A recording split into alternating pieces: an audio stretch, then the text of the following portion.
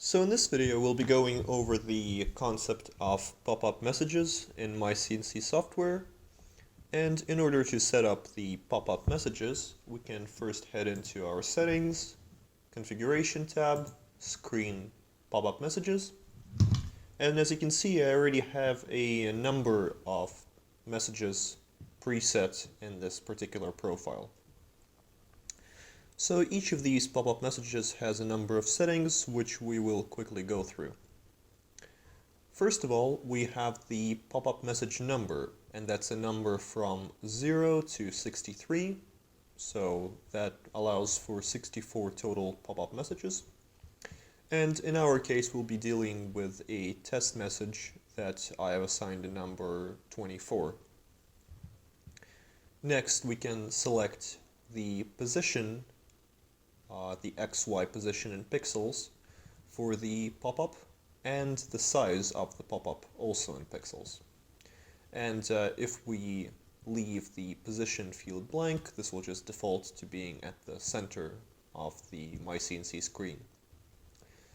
Next we can select what sort of information is displayed within the pop-up, and for that we have the header, message, and footer, so our body, our title, and our additional information, and we can set their sizes and their font sizes. Then afterwards it is often useful to have some sort of a button at the bottom of the pop-up, either for confirmation purposes or to launch some sort of a PLC or a macro, and for that we can add a button image and the button action. So in this case it's just going to be a confirmation button that is just a simple check mark that's used to confirm that we have received the information we're shown. Next we have the hide timeout, and that's the time in seconds for the pop-up to disappear on its own if we want. And then we have the variable that is often displayed in the footer, and that's often something like the time that will be elapsing or some other variable. And next you have the k coefficient value to multiply that variable by, and that's done for usability purposes.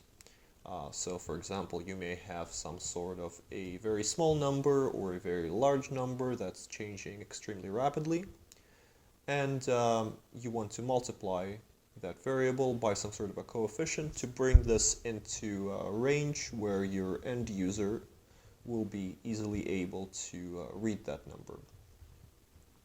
And again, these settings, the variable and the coefficient k, are not always used, but they are a nice additional thing to have.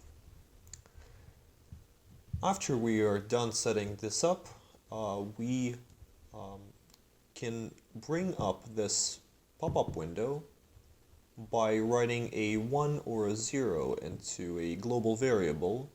So our global variables from 9100 all the way to 9163. So your 9100 is your pop-up 0, and your 9163 is your pop-up 63 with everything else in between. And if we write a 1 into one of these pop-ups, that brings up the corresponding message, and if we write a 0, then it of course closes that pop-up message. So in our case we have a pop-up number 24, so we will be using the global variable 9124 to open and close that. And now it's important to realize that there can be any number of PLC or macro commands that will actually write a 1 or a 0 into one of these global variables. So you can have any number of conditions to bring up, for example, this test error screen or this test error message, and we're just going to be using one of them, and of course you can have more potential PLCs or macros that will do the same thing effectively. And here I have in my software PLC already written a pop-up test, which is effectively an infinite loop that will look at one of our input ports, in this case our port number 36, and if the port is equal to 0, then we will bring up the test error message, and alternatively, if the port is not equal to 0, so if it's equal to 1, we will close that pop-up message. So now we can go back to the main screen. Of course, I have already saved and pressed the Build All button. If you haven't, you should do that first. But after you do that, you can head to the main screen. And here I have a button that's connected to my input port number 36. But you might have some sort of a sensor or something of that sort. So when I press the button, it will clear port number 36, and when I release the button, it will go back to 1. And to check that, we can open the diagnostics window.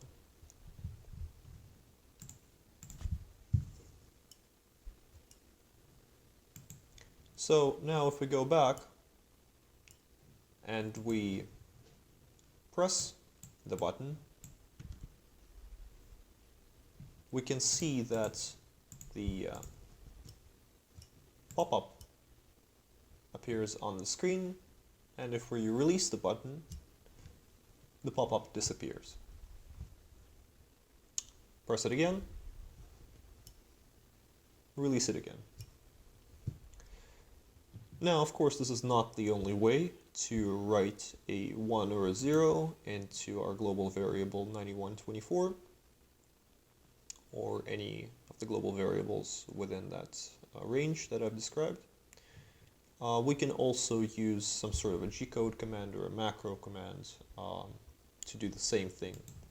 So here I'm just going to add the exit 99 command to the pop-up test software PLC, and this is just to temporarily cancel that, so effectively it's going to end before any of this loop begins.